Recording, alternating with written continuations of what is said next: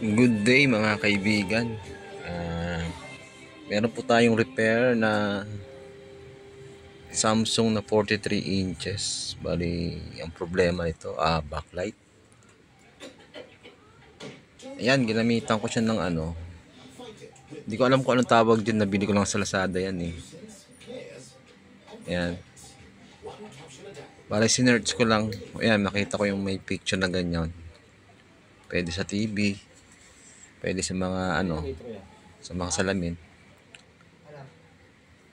Bali guys, kung bago ka lang sa aking YouTube channel,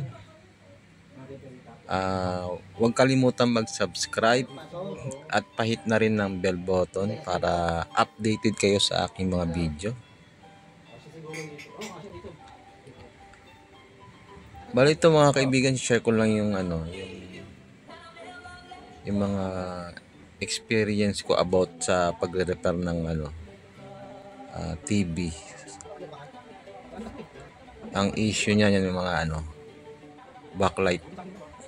Panoorin nyo na lang guys. Ito mga bro yung panel ng panel screen. Bali ito frameless siya, no? Wala. Bali ito yung mga dikit niya, oh. Yan, bali pwede naman siyang ano eh, atakin. So yan.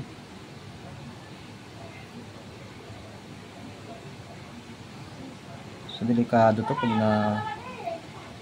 nakalas yung kanyang ano eh.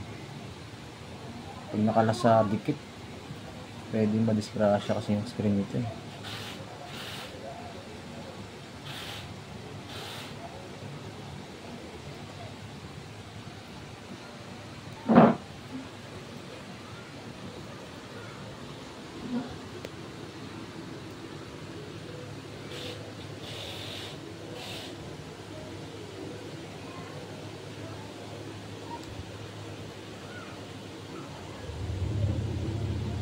Ayan. Yun, tanggal. Yung ipapalit natin yung screen natin. Ito yung papalit natin. Yun. Bali, ang gagawin ko rito, iuuna natin ang dikit dito. Ito na mga bro, bali ito yung ginamit ko na adhesive. Nabili ko sa online. Bali paano lang to, dito lang yung ano niya, tape. Pero pagdating dito sa mga side ko, wala na siyang tape. Dito lang. Ito dito.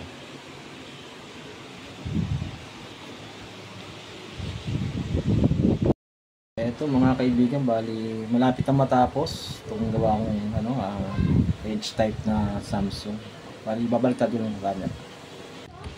Ito mga bro, bali minodify ko yung ano, yung kanyang driver, backlight driver. Hindi ko na pinadaan dito yung ilaw. Bali ito na siya.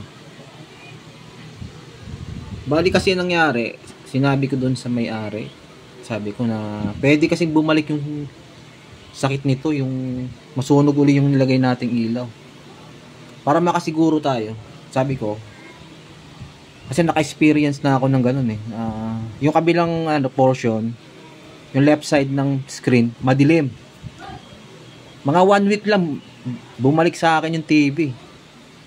Kaya sabi ko, nirecommend ko eh, sir, eto na lang. Kabitan na lang natin ng panibagong backlight driver. Ito 36 watts na backlight driver. Padadaanin natin siya dito sa ano, sa switch para mag-on. Para mag-oscillate, dito natin siya kukunan ng supply. Itong capacitor na to, supply to sa ano eh, backlight driver IC. Pag nag-on siya, dito na yung ano niya, 12 volts. Pag nag-off naman siya, dito rin nawawala din yung supply na 12 volts. Ibig sabihin, pwede tayo mag-connect dito ng 12 volts papunta rito sa backlight driver natin dito sa switch na to. Okay. Bali, ihinangin ko lang guys dahil wala akong tagahawak ng camera. A few moments later. Ito mga bro, bali ang connection pala nito 12 volts. Yung 12 volts na relay, susuplayan niya, manggagaling dito sa capacitor, tapos ground. Susuplayan niya tong relay para mag-on sa itong ating backlight driver. Ngayon testing natin. Hindi ko pa natin testing eh. Saksak ko lang muna. Saksakan dun, madilim.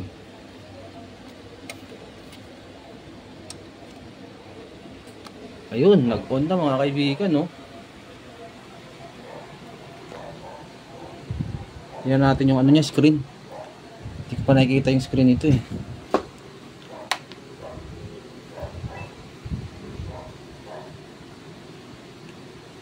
Naka-off pa siya. Ba't naka-on na kagad siya? Dapat walang supply yun.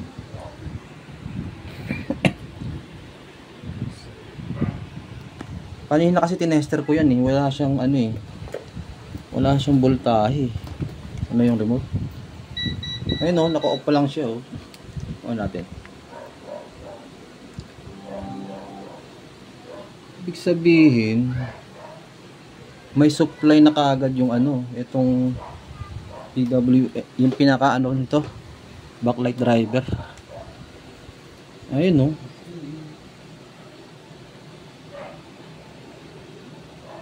Okay naman siya. Okay naman yung screen.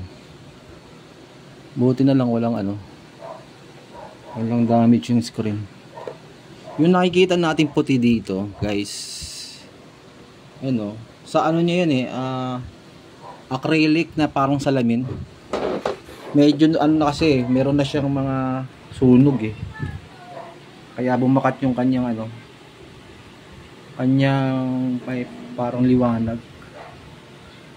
Bali ito mga bro, hanapan ko ng yung nagsiswitch na 12 volts. Kahit i-off natin, naka-on pa rin siya. Yun yung pangit dito. Kailangan hanapan natin ang switch guys. May off ko Tingnan natin kung mag-off yung backlight.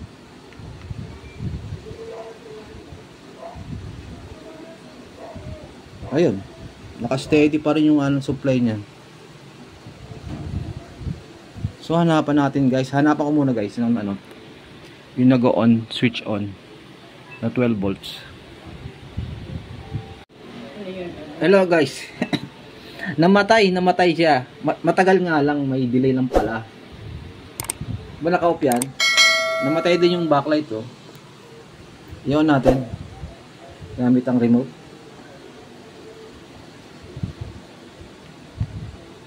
Yun.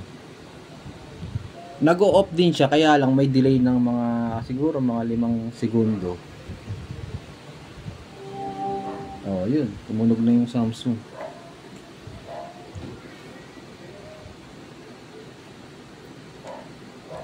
Natin. Ayun, okay na. Ayun. Tatakpan ko lang and then testing natin. Tapos yung tayo sa ref, marunong din pala siya.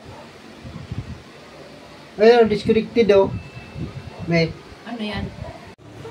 Ito mga bro, yung ginawa nating page. Simpleng alaga. Bali, ito yung kanyang backlight. Talagang sunog na talaga. Dalawa to sunog din yung kabila Ayan.